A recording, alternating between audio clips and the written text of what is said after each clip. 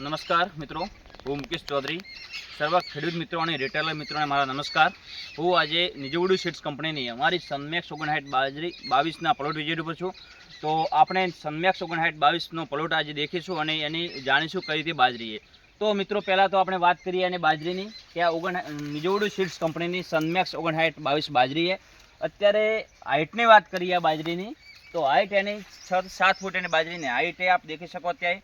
હવે મિત્રો બાજરીને આપણે ફૂટાવની વાત કરીએ કે એકમાં કેટલી ફૂટ આવે, તો આપ અહીંથી દેખી શકો 1 2 3 4 અને 5 6 અને 7.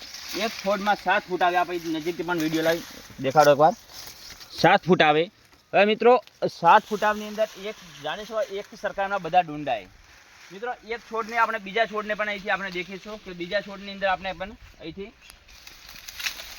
એમાં પણ આ ફૂટ દેખી શકો 1 2 3 4 અને 5 અને આ 6, એમાં પણ 6 ફૂટ.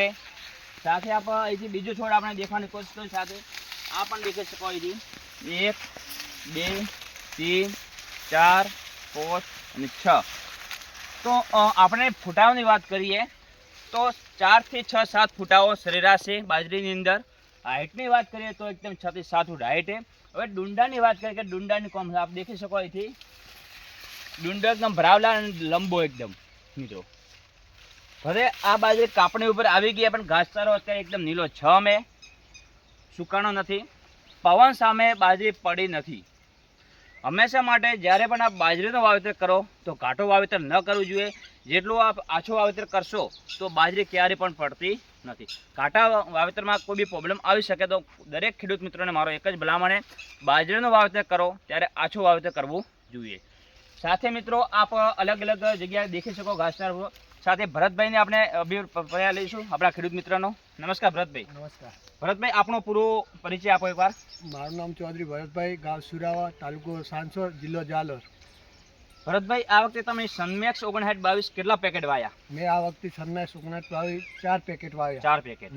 તો ભરતભાઈ, હર સાલ તમે જે બાજરીઓ વાવતા હતા અલગ અલગ કંપનીઓ આજ સુધી વાવી, તો એમાં શું ડિફરન્ટ લાગ્યો તમને બાજરીની અંદર? એમાં બાજરીમાં ડિફરન્ટ લાગ્યો કે આ બાજરીની હાઇટ વધારે છે અને કાપવા આવી જઈએ પણ એમનો ઘાસચારો બહુ નીલો જ છે અને એમના ડુંડા એક પૂરા ભરાવદાર છે કે ટોટા સુધી સરખા ભરાવેલા હોય છે. ડુંડો પણ એકદમ કઠણ છે. એકદમ કઠણ. બરાબર.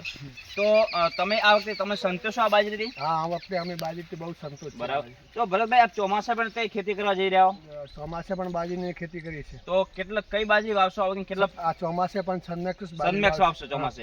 તો કેટલા પેકેટનો તમે પ્લાન કર્યો આ વખતે? આ વખતે પ્લાન તો 20 થી 25 પેકેટનો પ્લાન છે મારો. 20 થી 25 પેકેટ તમે સનમેક્સ લગાવશો તમારા ખેતરમાં? શું કારણથી લગાવશો તમે સનમેક્સ? એ વાયરસ સામે પડતી નથી, એમનો દોનો એક સરખો છે, પાકવામાં વેલી છે થોડી, અને એમનો લંબાઈ પણ વધારે છે અને ડુંડા પૂરા ભરાવદાર હોય છે. બરાબર. તો મિત્રો, આ અમારી નિજવડુ સીડ્સ કંપનીની નવી વિકસાવેલી જાત સનમેક્સ 59 22 છે વેરાયટી. આપ સર્વાઈ દેખી શકો અમારું ફિલ્ડ લાઈવ. અને હું કહીશ કે અંદર પણ આપણે દેખીએ, અંદર આવીને થોડા આપણે દેખાડીશું એમને. આ બાજુ એકવાર આવી કે દરેક જગ્યા ઉપરથી એક જ સરખો એનો ઉત્પાદનનો આવી રહ્યું અત્યારે. આપ અંદર જાઓ ત્યારે પણ એટલી જ હાઈટ છે. અંદર ફૂટાવ પણ એ જ રીતે ડુંડા એકદમ કોમ્પેક્ટ આપ દેખી શકો અહીંથી મજબૂત.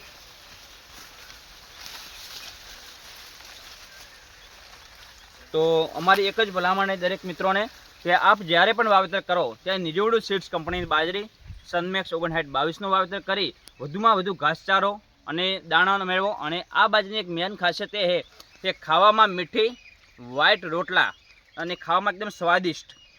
તો આપણા માટે બહુ સારો આ પોઈન્ટ છે. થેન્ક યુ મિત્રો. અહીંથી આપ દેખી શકો એક જ કાફા ઉપર ઊભી છે, ક્યાંય વધઘટ નથી અને એક જ સરખી છે. ડુંડાની હાઈટ હજી ક્યાં સુધી પડી નથી. આપ પૂરું આ ફિલ્ડ દેખી શકો.